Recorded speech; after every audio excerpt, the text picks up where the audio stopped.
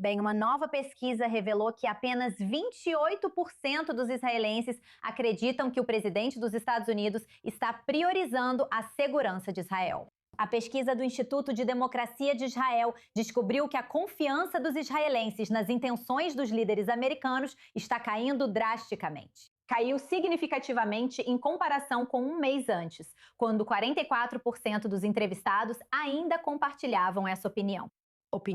Em março passado, 64% dos israelenses judeus achavam que Donald Trump colocava a segurança de Israel no centro de suas preocupações. Essa queda aconteceu mais de 4 meses após o lançamento da operação conjunta entre os Estados Unidos e Israel contra o regime iraniano e em meio a negociações em andamento entre Washington e Teherã, com Jerusalém assistindo de fora. Existe ceticismo em todo o espectro político quando se trata dos israelenses judeus. 81% dos eleitores de esquerda, 73% dos centristas e 65% dos eleitores de direita acreditam que Trump não está colocando a segurança de Israel entre suas principais preocupações. A pesquisa foi realizada entre 28 de junho e 1º de julho.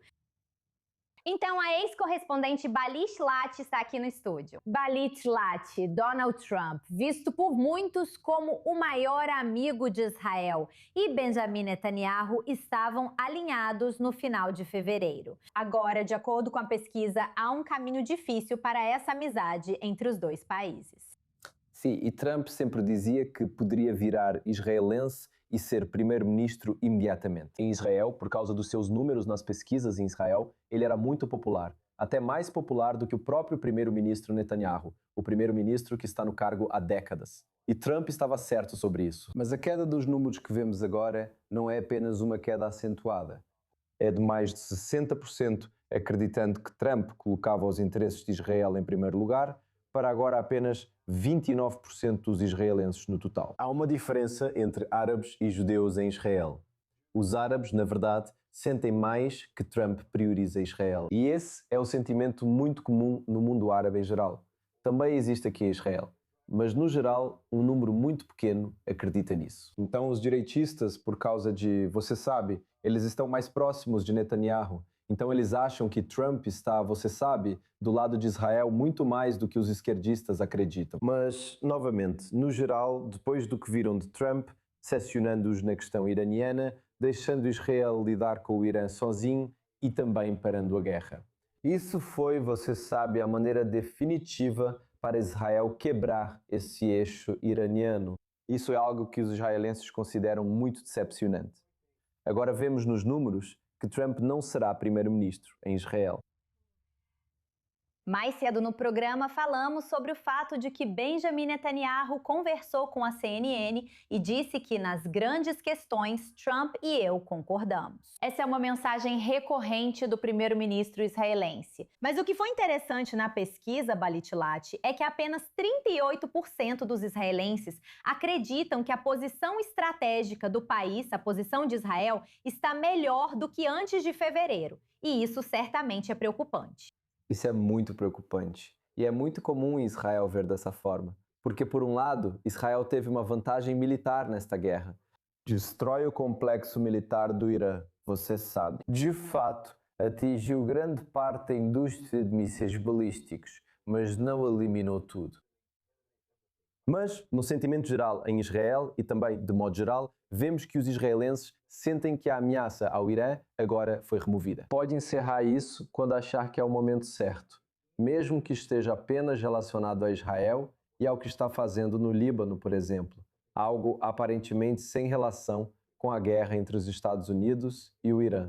E é por isso que os israelenses sentem que a posição de Israel agora está, você sabe, abaixo do que era em fevereiro. Mas eles estão deixando de lado mais uma coisa que poderia, na verdade, ser do interesse de Israel ou ser vista como algo positivo. Porque, afinal de contas, se o Irã realmente estivesse a caminho de construir 10 mil, 20 mil mísseis balísticos, então poderia realmente ferir Israel e talvez destruir grande parte das cidades em Israel de uma só vez.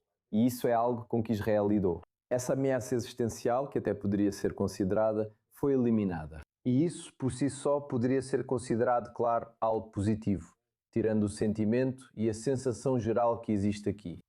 Muitos acreditam que após as eleições de meio de mandato nos Estados Unidos, a relação pode mudar novamente. Vamos aguardar para ver como tudo se desenrola. Quero voltar a nossa atenção para os acontecimentos aqui dentro do país.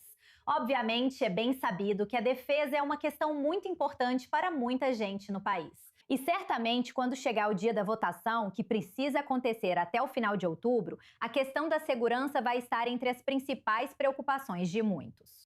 E nesse sentido, o Partido dos Reservistas agora está se unindo ao ex-parlamentar do Partido Azul e Branco, Kelly Tropper, e esse é o Yossi. O Partido dos Reservistas de Randall, extremamente significativo, dado exatamente o que estamos falando, o sentimento sobre segurança e defesa da nação. Fale pra gente sobre as manobras dentro de Israel no cenário político neste momento. Então, quando se trata de Yossi Hinkel e Kelly Tropper, é isso, sabe? Uma combinação da agenda muito voltada para a segurança de Yossi Hinkel. Ele esteve, sabe, na linha de frente durante a guerra. Ele sempre disse que a guerra não pode parar a menos que derrotemos o Hamas. Tudo isso. E então, Kelly Tropper, que é do Partido Azul e Branco, estava mais do lado de buscar um acordo que libertasse os reféns. Essas coisas parecem ser muito difíceis de conciliar.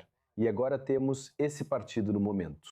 Não tenho certeza se eles realmente passaram essa cláusula de barreira, me desculpe, e podem entrar no Parlamento. Mas o que foi visto ontem em uma pesquisa para a N12, uma das principais mídias de Israel, é que pode haver, sabe, espaço, vamos chamar assim, para um partido de centro-direita. Me desculpe. Isso inclui Kelly Tropper, inclui Yossi Hin, inclui Benny Gantz, inclui Ed Lichtenstein, por exemplo, o membro do Likud que acabou de anunciar que não vai buscar a reeleição no partido Likud. Se esse for realmente um partido, que por enquanto é hipotético, eles poderiam conseguir 6 cadeiras.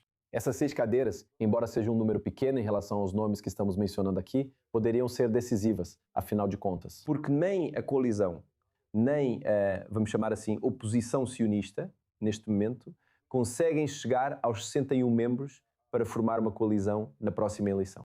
Então eles poderiam ser fiéis da balança. Mas eu só gostaria de acrescentar aqui que o que estamos vendo agora nessa coalizão e nessa oposição provavelmente não será a mesma situação após a eleição, porque Netanyahu, por um lado, quer se livrar de Ben-Gvir, talvez queira se livrar de Smotrich também. Ele ficaria feliz em se livrar de alguns dos Haredim e de seus partidos. Se isso ocorrer e ele puder formar uma coalizão com um novo centro-direita, caso realmente exista, junto a alguns membros da oposição, pode haver um governo de unidade. Isakov, por exemplo, não afirmou que não sentará com Netanyahu. Ele está totalmente disposto a governar com Yossi Hinel, Benny Gantz e outros. Então pode haver uma coalizão diferente da que estamos vendo agora. E é isso que estamos esperando após as próximas eleições em outubro. Acompanho todos esses desdobramentos em tempo real. Obrigada, correspondente Balit Lati.